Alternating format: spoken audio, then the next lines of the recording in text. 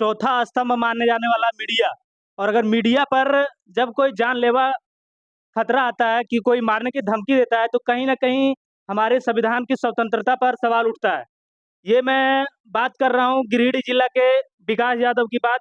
ये इन्होंने अपने मेहनत और ईमानदारी के बलबूते पर पत्रकार के क्षेत्र में अपना नाम बनाया है।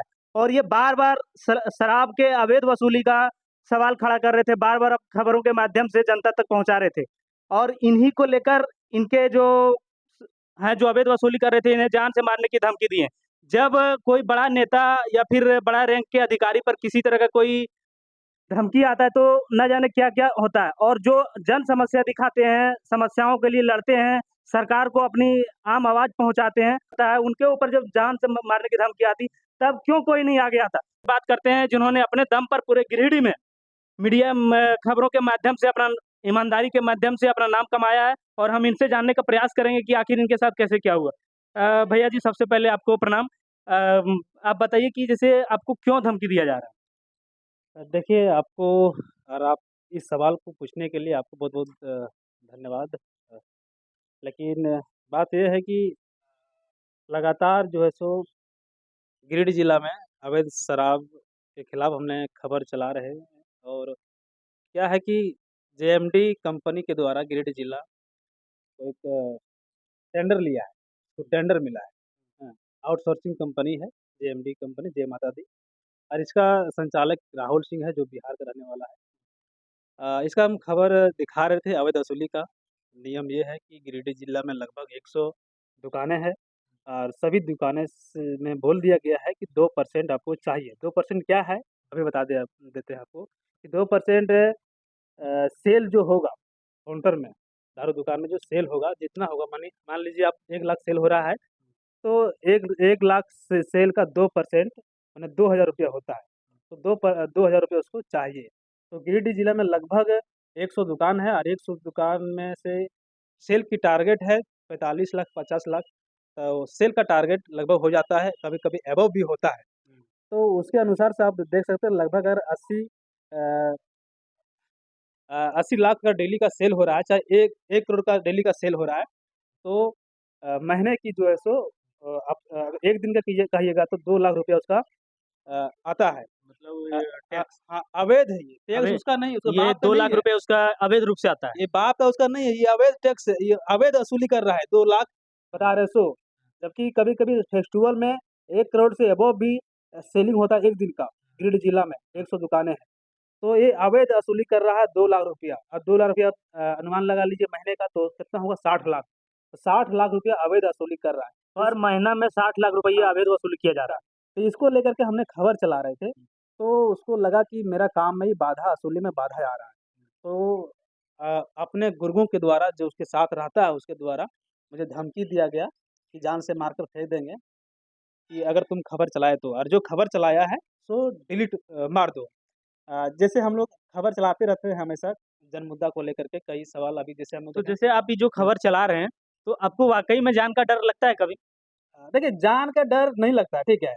जिस दिन से शुरू किए हैं पत्रकारिता उस दिन सर पर कफ़न बाँध दिए, ठीक है? जान का डर नहीं है, जान का भय भी नहीं है। लेकिन एक वो होता है कि कभी भी अटैक कर सकता है। वो बिहारी है, हम लोग हथियार लेके भी चलने वाला ऐसे भी लोग चाहते हैं कि बंदूक-वंदूक लेके चलता है और मेरे साथ ऐसा हुआ। जो उसके लोग जो आया उसके साथ बंदूक था।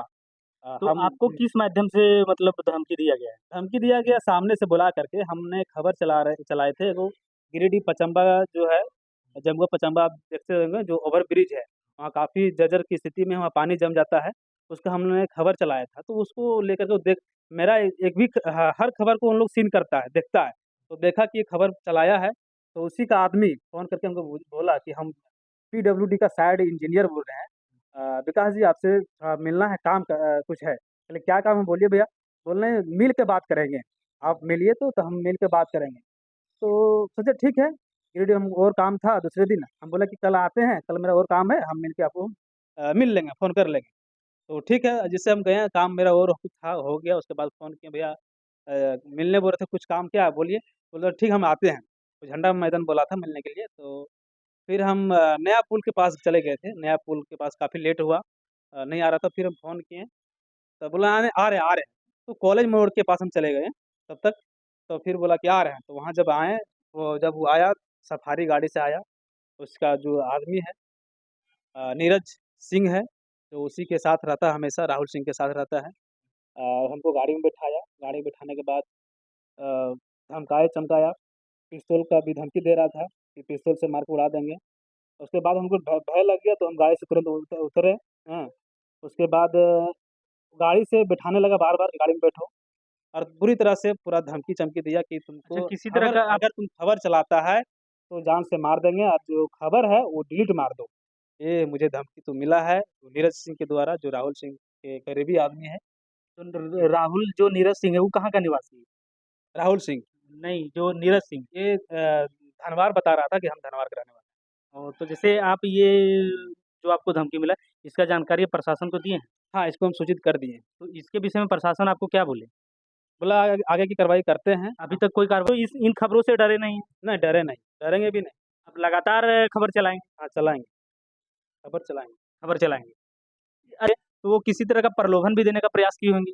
ना, प्रलोभन नहीं है, लेकिन उसके द्वारा अभी मेरे ऊपर एलिगेशन लगाया जा रहा है कि ये शराब दुकानों में जा जाकर अवैध वसूली करता था, माँगता था। मैंने ऐसा कुछ किया नहीं है, लेकिन हाँ, मानता हूँ अगर मेरे पर एलिगेशन लगा रहा है वो सच है, लेकिन जो वो अवैध अवैध वसूली जो कर रहा है, या कहाँ तक वो जायज़ है? तो क्या आपके ऊपर जो आरोप लगा रहा है कि आप अवैध वसूली शराब दुकानों में जाके माँगते थे, ये सही है? नहीं, बिल्कुल गलत है। ये गलत है? हुँ। तो वो आपके ऊपर ये आरोप लगा रहे हैं कि आप अवैध वसूली कर उसके पास कुछ मिल नहीं रहा है ना, कुछ इस पर कैसे हम आरोप लगाएँ? कुछ उसके बाद बात रहेगा तब ना आरोप लगाने का। ये आप क्या कहना चाहेंगे पब्लिक को? पब्लिक ये कहेंगे कि अगर आप शराब दुकान पहुँच रहे हैं, शराब तो पीना नहीं चाहिए, अगर शराब दुकान पहुँच रहे हैं, तो एमआरपी पर ही खरीदें। अगर एमआरपी से अधिक माँग करता है दुकानदार लोग, तो वीडियो बनावें या नज़दीकी जो है उसको पुलिस में आप संपर्क करके उसको सूचना दें कि ये अवैध वसूली यहाँ जारी है, अवैध वसूली किया जा रहा है।